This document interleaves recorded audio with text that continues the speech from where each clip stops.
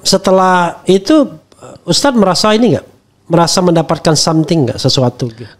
Alhamdulillah setidaknya ya, kalau dulu orang-orang bilang begini misalnya, wah Felix itu ternyata radikal, tapi radikal kok cuma gini aja, gini doang. Nah ternyata sekarang itu mulai meluas kepada yang lain. Ternyata orang-orang yang selain Islam juga mulai merasa bahwasanya, oh radikal itu sebenarnya cuma anggapan orang doang. Tapi sebenarnya orangnya sih nggak gitu. Gitu ya. Saya adalah manusia biasa. Ini kan sisi orang yang nggak tahu. Saya suka bola, saya dengerin musik, saya kalau di rumah nanam tanaman dan segala macam, saya bisa ketawa, saya bisa ngelucu dan segala macam. Jadi itu sisi manusiawi yang kurang untuk diekspos. Karena orang itu bisa jadi benci sama orang kalau dia sudah bisa didehumanisasi. Nah, setidaknya ketika kita menyampaikan seperti itu, kita cuma mengatakan I'm just a part of Muslim. Tak kenal maka tak sayang. Betul. Ya? Dan Muslim yang lain itu sebenarnya penyayang semua. Cuma kadang-kadang lu lihatnya di mana dulu. Kalau lu lihat Felix pas lagi di panggung 212, lu ngeri. Iya. Karena memang harus begitu, itu kan ya. Karena Refli Harun waktu ketemu Ustadz Felix pertama kali di Bandara Kulon Progo langsung tune in. Iya betul. Karena ketemunya di musola. Langsung satu frekuensi. Satu frekuensi. Gitu. Jadi artinya menurut saya. Tapi kan tadi kan setelah misalnya diundang mereka lah. Ya. Masih nggak komunikasi atau ada nggak kira-kira gelombang yang tertangkap atau sudah beberapa kita komunikasi karena kita tuh humble dan serius pengen berteman. Jadi artinya kita nggak pernah punya niatan apapun selain berteman. Karena dalam kepala saya itu adalah sebelum jadi pendakwah jadilah teman terlebih dahulu. Karena kalau kamu tidak layak jadi teman, kamu tidak layak jadi seorang pendakwah. Nah, contoh seperti misalnya Dr. Richard misalnya. Dr. Richard sampai sekarang kita masih WhatsApp-WhatsAppan, gitu kan ya. Apa kabar dok? Dan khususnya ketika dia punya masalah ya, which is all the time gitu kan. Iya. Dia kan orangnya heboh mulu gitu kan. Dia creating problem. Iya, karena mungkin hidupnya memang selalu perlu warna dan segala macam. Kita WhatsApp-WhatsAppan dengan beberapa orang-orang yang lain yang beda genre dan segala macam ya, cuma untuk memperbanyak masukan dan mengayakan informasi. Tapi begini, kita boleh salahkan lah orang Muslim ya. Betul. Boleh salahkan society yang kadang-kadang punya yang namanya apa istilahnya ya, pokoknya rasa beginilah bahasanya, curigaisme ya kan, kepada orang-orang seperti Ustadz. Maksudnya gini, ketika dia belum seorang Muslim, wah dasar nih orang itulah ya, kan, Cina gitu. Tapi perasaan itu sedikit hilang ketika dia kemudian convert ya kan. Kita tidak melihat Yusuf Hamka misalnya sebagai ini. Betul. Perasaan itu ada juga di Ustadz. Betul. Dan itu yang sekarang kita coba untuk hilangkan dari orang lain kepada saya. Contoh kayak gini ya. Bapak saya selalu nanya gini, Lik, emang nggak apa-apa ya orang Chinese masuk Islam? Saya bilang, loh kenapa Pi emang? Karena orang-orang tuh nanti benci kamu. Karena di dalam kepala orang-orang Chinese kebanyakan itu mereka merasa bahwa kita dibenci karena looks-nya kita. Iya. Dan memang pada faktanya memang ada seperti itu. Orang-orang yang membenci orang Cina karena looks-nya mereka, bukan karena perbuatan-perbuatan mereka. Contoh misalnya ya, serakah, egois, itu nggak usah orang Cina. Orang manapun yang berbuat kita jadi nggak suka. Semua ada. Nah, maka kita di dalam Islam mengajarkan kayak gitu. Gimana caranya agar kita tuh bukan benci orangnya? Karena people change, kita udah bilang. Tapi kita benci perbuatannya. Nah, itu sama kayak pemerintahan. Nah, orang tuh sering salah begitu. Orang pikir ketika kita kritik pemerintah, kita benci sama orangnya.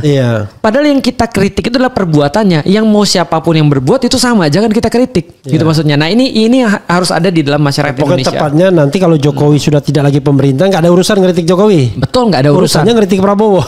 Bukan, urusannya ngeritik kebijakannya gitu kan. Prabowo sebagai presiden. Betul, kan? Karena memang tugas orang yang bekerja sebagai presiden ya kalau nggak mau dikritik itu mau apa lagi? Kan artinya kritik itu kan tindakan kasih sayang nih. Kita masih mengakui dia, kita masih kemudian masih berharap bahwasanya dia berubah jauh lebih baik kan gitu sebenarnya. Nah, yang saya rasakan memang masih ada sih orang-orang yang membencinya karena etnisnya.